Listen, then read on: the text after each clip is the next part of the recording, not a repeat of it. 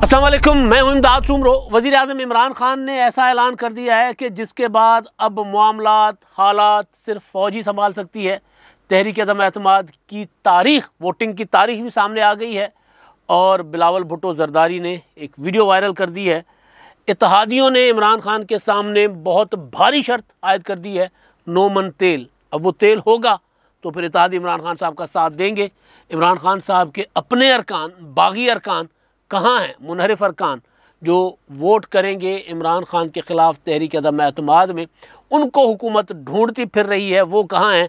और एक वफाकी वज़ीर ने इमरान खान के इत्तेहादियों के साथ, वो इत्तेहादी जो इमरान खान साहब का साथ छोड़ने के वाज़े इशारे दे चुके हैं, उनके साथ मिल गए हैं। ये सारे मामलात हैं, बहुत तेज़ी के साथ डेवलपमेंट्स हो रही हैं और इमरान खान साहब जो हैं वो मुसलसल अपने कार्ड शो करके ज़ाया किए जा रहे हैं। वो कहते थे शेख रशीद साहब कि इमरान खान साहब अपने कार्ड छाती से लगाकर, सीने से लगाकर बैठे हुए हैं और वो खेलेंगे। वो खेल चुके और वो जो कार्ड अब तक खेले हैं उनमें से कोई एक कार्ड भी इमरान खान साहब के काम नहीं आया और शेख रशीद साहब मुसलसल इमरान खान साहब का काम बिगाड़ते जा रहे हैं।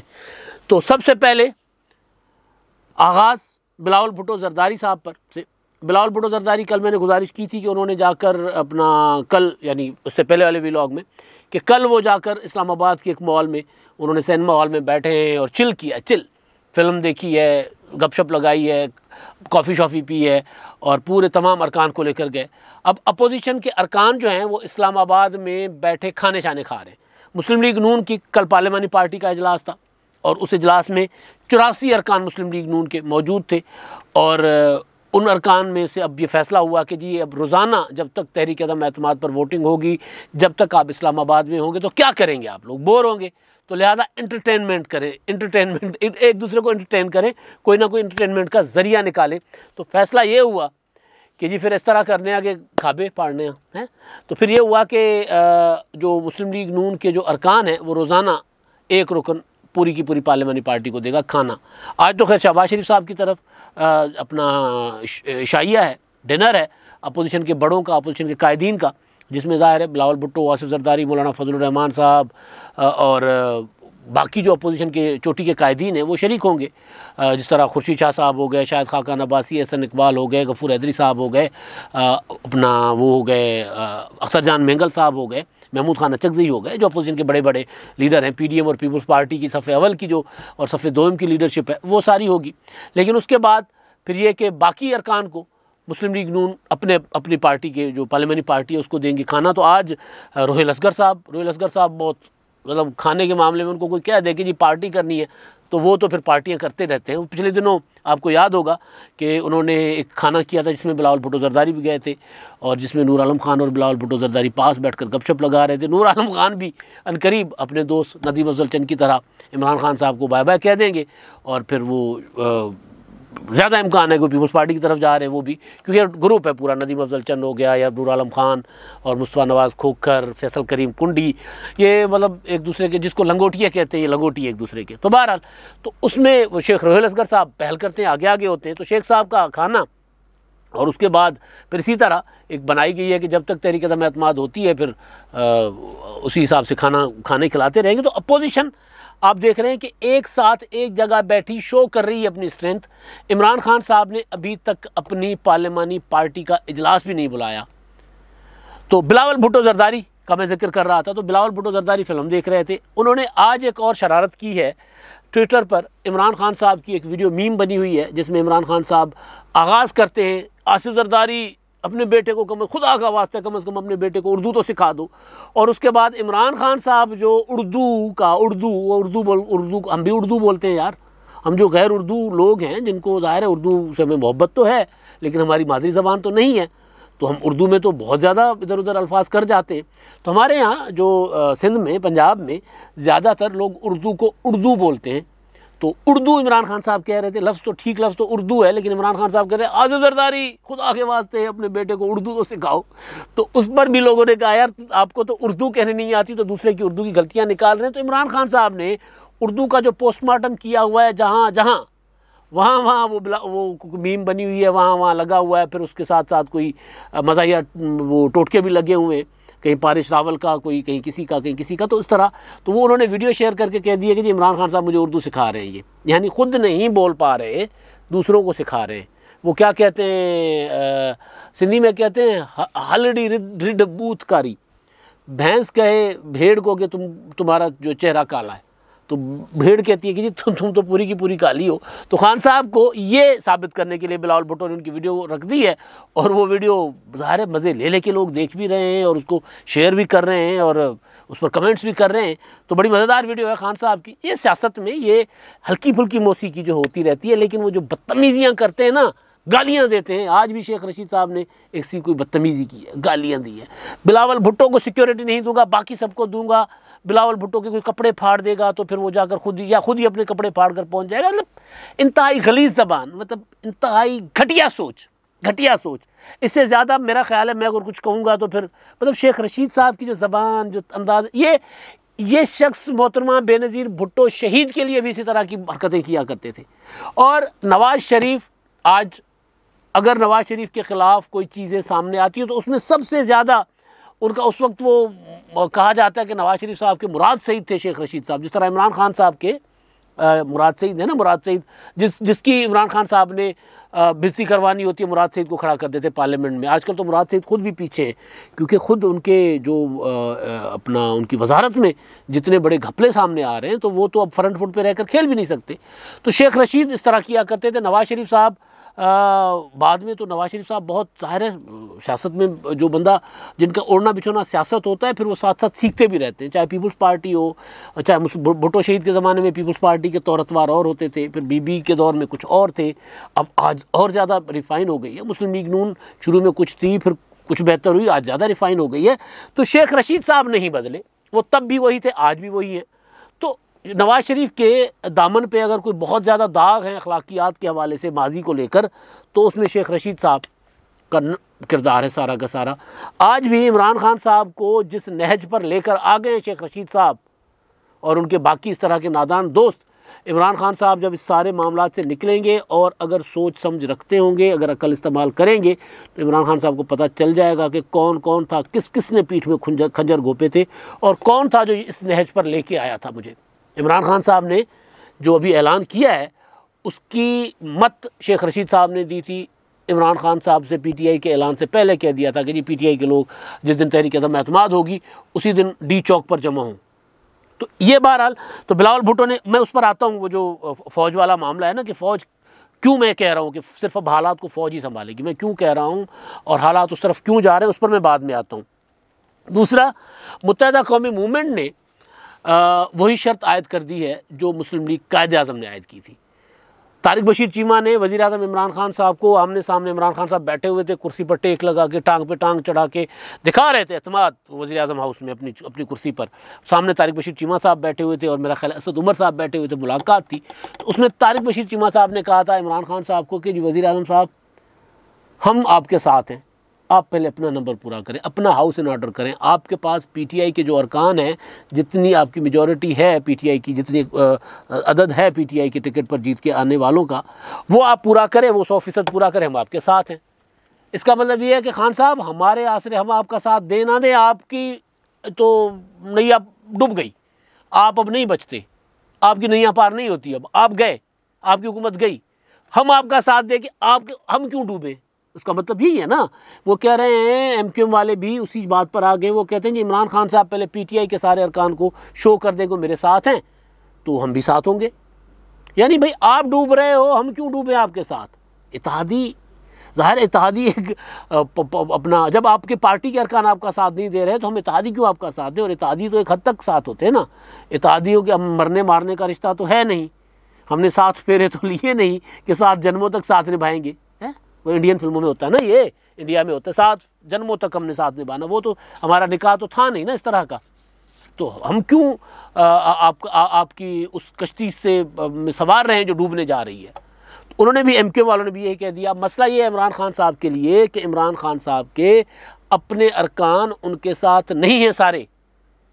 मतलब फवाद चौधरी ने, मैंने आपको उससे पहले वाले वीलॉग में गुजारिश कर दी हुई है कि फवाद चौधरी साहब ने कह दिया हुआ है कि भाई हम उस्मान बुज़दार को नहीं हटा सकते, हटाना आसान है, उनकी जगह दूसरे वज़ीर आला लगाना मुमकिन नहीं है, क्योंकि हमारी पार्टी के अंदर इतने इख्तलाफात हैं, इतने ग्रुप्स हैं। तो जब पंजाब में इतने ग्रुप्स हैं तो मरकज़ में क्या आलम होगा? मरकज़ में भी यही हालत है। आप देखिए ना, मतलब शाह महमूद कुरैशी साहब, मैंने कहा था शाह महमूद कुरैशी साहब ने इमरान खान साहब का वो ख़तरनाक साबित होने वाली जो धमकी थी, उसको सिंध की सड़कों पर 2 ट्रक लेके फिरते रहे और बता दिया कि कितने ख़तरनाक साबित हो सकते हैं। अब जाकर इमरान खान साहब ने थोड़ा बहुत जान लड़ा के 1-2 जलसे अच्छे कर लिए हैं। तो अब PTI के जो अरकान हैं वो क्यों कह रहे हैं इत्तेहादी, इमरान खान से ये शर्त क्यों आयद कर रहे हैं? क्योंकि उनको पता है कि कोई 24 के करीब अरकान ऐसे हैं PTI के जो PTI के साथ राब्ते में नहीं हैं, जिनका पता नहीं है। नजम सेठी साहब के मुताबिक आसिफ जरदारी साहब ने उनका कहीं बंदोबस्त कर लिया हुआ है, उनको कहीं अंडरग्राउंड कर लिया है, और वो तहरीक अदम एतमाद होगी तो अचानक पता चलेगा कि वो पार्लियामेंट की छत फाड़ के अंदर आ गए हैं या पार्लियामेंट की ज़मीन से निकले हैं कौमी असम्बली के हाल से, तो वहाँ पेश कर दिए जाएंगे। तो ये वो डर है जिसकी वजह से इमरान खान साहब मारे मारे भटके फिर रहे हैं और फिर इत्तेहादियों की तरफ भी नहीं जा रहे। आज की खबर थी, मीडिया रिपोर्ट कर रहा था कि वज़ीर आज़म इमरान खान साहब ने फैसला किया है कि इत्तेहादियों के साथ दोबारा रब्ता करूँ, और इत्तेहादी जो हैं उन्होंने तो अपनी शराइत बता दी है कि जी वो क्या चाहते हैं। वो चाहते हैं कि अपने बंदे पूरे करें, और वो बंदे नजम सेठी साहब के बकौल वो आसिफ जरदारी साहब ने वो क्या होता है, एक तो होता है ना जबरी लापता, वो रज़ा खुशी से, उनकी रज़ा खुशी से उनको लापता कर दिया हुआ है। मतलब अपोजिशन ने, जिसको छांगा मांगा कहते हैं, जिसको इमरान खान साहब कहते हैं मरी है, जिसको बार बार कह रहे हैं कि जी ये लोग बिकने वाले लोग हैं, इनका घेराव करें, इनके घरों का पर जाएं और इनको पार्लियामेंट के अंदर जाने नहीं देंगे। जो फवाद चौधरी ने कहा कि जी वो जो हमारा जब जलसा होगा डी चौक पर तो उनको उधर से गुजर के जाना और गुजर के आना पड़ेगा, यानी उनकी खैर नहीं होगी, ये कह रहे हैं वो। तो एक तो ये चीज़ है, और दूसरा अब ब्रिगेडियर एजाज शाह साहब जो वफाकी वज़ीर हैं इंसदाद मनशियात के, उन्होंने अपने पुराने साथियों के साथ मुलाकात, जिनकी जमात उन्होंने जमात बनाई थी ना मुस्लिम लीग कायदे आज़म, उन्होंने मुलाकात की है इस्लामाबाद में, चौधरी शुजात हुसैन साहब की क़यादत की है, परवेज़ इलाही साहब के साथ मुलाकात की है। और एजाज शाह साहब जो हैं वो बहुत ज़्यादा बलंट हैं, खुल के बात करते हैं, धमकी लगानी हो खुल के लगा देते हैं, गाली देनी हो खुल के दे देते हैं, तकरीरों में स्टेजों पर, वो कोई इशू नहीं है। वो इमरान खान साहब के साथ उस तरह नज़र नहीं आते, बल्कि वो तो पाकिस्तान के फ्यूचर के हवाले से भी मायूस हैं। उनकी एक तकरीर बहुत वायरल हुई थी जिसमें वो कह रहे हैं कि जी मैंने तो अपने बच्चों को कह दिया हुआ है कि भी पाकिस्तान छोड़ो, मतलब वो निकल जाओ यहाँ से, और मैं तो अपना इसलिए मजबूर हूँ कि मेरे पास यहाँ पर जो मौरूसी प्रॉपर्टी है, पुरखों की जायदाद है, वो मैं बेच नहीं सकता। अगर वो मुझे, मतलब मेरी वो क्या होती है ख़ानदानी ट्रेडिशंस अगर मुझे इजाज़त देती कि मैं फ़रोख्त कर सकता तो मैं निकल जाता, वो मैं नहीं बेच सकता। तो मेरी तो यहाँ मजबूरी है। बच्चों को मैंने कहा जो मैंने आपको कमा के दिया है वो लेके चले जाए, यानी मैं आपको अपनी जो मैंने विरासत दी है वो आप लेकर बाहर निकल जाएं, यानी मेरी तरफ से आपको कोई गिला नहीं होगा कि बेटा मेरा नाम नहीं रखा और अपने ननकाना साहब ने आप में नहीं रहे आप, और आपने अपनी नस्लों की जो गांव थे वो छोड़ दिए, मैंने उनको कह दिया कि निकल जाए। तो ब्रिगेडियर एजाज शाह साहब जो है वो इमरान खान साहब की हुकूमत में वफाकी वज़ीर होते हुए जो इतनी मायूसी का इजहार करें तो सोचें कि वज़ीर आज़म इमरान खान साहब के साथ कितना होंगे। तो उन्होंने मुलाकात की है शुजात हुसैन और परवेज़ इलाही साहब से, और अब ये मुलाकात का मतलब अगर मैं उनकी वो तकरीर देखूं तो नज़र आ रहा है कि वो उनको भी लग रहा है कि जी इमरान खान साहब को कंधों पर बिठाकर लेकर तो आए, लेकिन उन्होंने मायूस किया है, लिहाजा इन्हीं कंधों से गिरा दें, जिस तरह परवेज़ इलाही और शुजात हुसैन साहब फैसला कर चुके हैं। अब मैं ये अंदाज़ा लगा रहा हूँ, मैं उनके मुतालिक अभी कोई चीज़ सामने नहीं है कि वो इमरान खान साहब के साथ हैं या नहीं है। PTI के टिकट पर मैंने बने और कल को साथ होते नहीं होते, लेकिन शुजात हुसैन और परवेज़ इलाही साहब की तरफ इस वक्त जाना, और एक होता है ना कि इमरान खान साहब ने ज़िम्मेदारी दी है कि आप जाकर मुलाकात कराएं, ऐसी ज़िम्मेदारी भी कोई नहीं है, और उनका पुराना ताल्लुक भी है। मैंने गुजारिश की कि मुशर्रफ के ज़माने में मुस्लिम लीग कायदे आज़म बनाने वाले जो थे या पार्टियों को तोड़ने वाले थे वो तो ब्रिगेडियर एजाज शाह साहब थे, तो वो वहाँ गए, उनका पुराना अपना रस्म रहा है उनके साथ। ओन चौधरी जहांगीर तरीन ग्रुप के पाकिस्तान में इस वक्त जो सबसे मुतहरिक बंदे हैं, क्योंकि बाकी उस तरह मुतहरिक होकर सामने नहीं आ रहे क्योंकि वो इलेक्टेड हैं, लेकिन बहरहाल ओन चौधरी ने मोनिस इलाही साहब से मुलाकात की है, रब्ता किया है, उनकी बातचीत भी हुई है। तो ये जो सारा कुछ हो रहा है, ये सारा कुछ इमरान खान साहब का इक़्तिदार का कंबल चुराने के लिए हो रहा है, उनको यहाँ से हटाने के लिए हो रहा है। अब उसके जवाब में वज़ीर आज़म इमरान खान साहब क्या करने जा रहे हैं, फ़ौज का ख़तरा क्यों है आने का, उस पर मैं आता हूँ। लेकिन पहले तहरीक अदम एतमाद की तारीख़ जो हालात बता रहे हैं, हो सकता है मेरे व्लॉग के आने तक कि आपको तारीख भी असेंबली के इजलास की तलबी का जो सर्कुलर है वो भी मुमकिन, नोटिफिकेशन मुमकिन है वो भी आ गया हो। अब सोचें कि हुकूमत बरमला कह रही है कि तहरीक अदम एतमाद के लिए इजलास कब बुलाना है ये फैसला वज़ीर आज़म करेंगे, जो कि नहीं कर सकते, जो कि स्पीकर भी बाउंड है। जो तहरीक अदम एतमाद के लिए रिक्विजिशन जमा हुई है, तहरीक अदम एतमाद की वो जो तहरीक जमा हुई है, वो करारदाद जमा हुई है, उस करारदाद की रोशनी में स्पीकर का अख्तियार है, स्पीकर कर सकते हैं, और वो भी आइन और कानून के पाबंद हैं। वो भी उन जो हदूद हैं आइन ने बताई हुई 14 दिन के अंदर, और फिर 3 दिन के अंदर वो तहरीक पेश करनी होगी, और उसके बाद 7 दिन के अंदर अंदर बहस कर अपना उसकी वोटिंग करवानी होगी, यानी बहस और उसके बाद 7 दिन के अंदर अंदर वोटिंग करवानी होगी।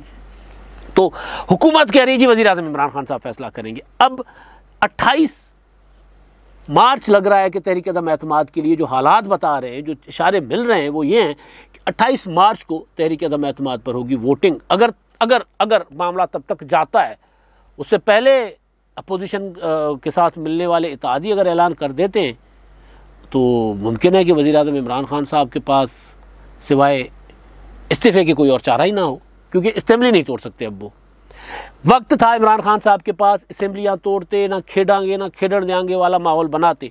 अब वो हाथ से निकल गया है, तो इमरान खान साहब क्या कर रहे हैं? इमरान खान साहब बराह रास्त दावत दे रहे हैं मार्शल लॉ को। पाकिस्तान बहुत नाजुक मुल्क है इस हवाले से। पाकिस्तान में जमहूरियतें बहुत कम रही हैं, और जो रही भी हैं तो वो बहुत ज़्यादा फरजाइल, वैसी बिल्कुल नाजुक, हाथ लगाने से टूट जाया करती थी, और हुकूमतें टूटी हमारे यहाँ। मतलब मैंने कई बार ये गुजारिश की है कि भुट्टो शहीद के ख़िलाफ़ इतनी बड़ी तहरीक हुई, वो उस तरह तसादुम की तरफ नहीं गए थे, फांसी चढ़ गए। बेनज़ीर भुट्टो शहीद की 2 हुकूमतें ज़ियाउल हक़ के आमराना 58 2B की नज़र हुई। उन्होंने कन्फ्रंट्रेशन नहीं की, तसादुम नहीं किया। उन्होंने कहा ठीक है जी, मैं दोबारा इलेक्शन के लिए तैयार हूँ। इलेक्शन नवाज शरीफ साहब की एक हुकूमत गई, सदर इसाक, और वो फिर सदर इसाक भी गए और नवाज शरीफ साहब भी गए, लेकिन नवाज शरीफ साहब ने वो वाला तसादुम नहीं किया कि सड़कों पर आकर मार कुटाई करूँगा और नहीं छोड़ूंगा, और आस्तीनें चढ़ा ली हों और गंडासा पकड़ लिया और सुल्तान राय बन गए हों। नहीं, नवाज शरीफ साहब ने भी ये नहीं किया था। मार्शल लॉ लगा मुस्लिम लीग नून के ख़िलाफ़, पीपल्स पार्टी की तरह। मुस्लिम लीग नून की हुकूमत 12 अक्टूबर 1999 में, मुस्लिम लीग नून ने उस वक्त भी, मतलब इरादा तो बंदा कर सकता है ना, कर पाए ना कर पाए, उस वक्त भी उन्होंने ये नहीं किया कि जी हमने अगर हम नहीं तो फिर कुछ भी नहीं। इमरान खान साहब क्या करने जा रहे हैं, जिसकी वजह से मैं कह रहा हूँ कि अब फ़ौज ही आकर हालात और मुल्क को मामला देख सकती है, और फिर वो अगर आएगी तो फिर किस हद तक रुकेगा मामला। फिर तो पाकिस्तान की मैं बता रहा हूँ कि फिर पाकिस्तान बहुत नाजुक रहा है इस हवाले से। इमरान खान साहब ने कोर कमेटी के इजलास में 27 मार्च को पार्लियामेंट के सामने डी चौक पर जलसा करने का ऐलान किया, और 10 लाख लोग।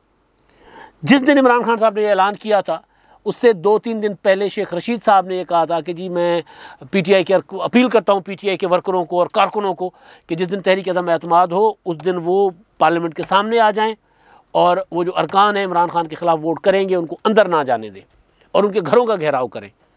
शेख रशीद साहब ने ये इमरान खान साहब को मत दी। इमरान खान साहब कन्फ्रंट्रेशन की तरफ चल पड़े हुए हैं।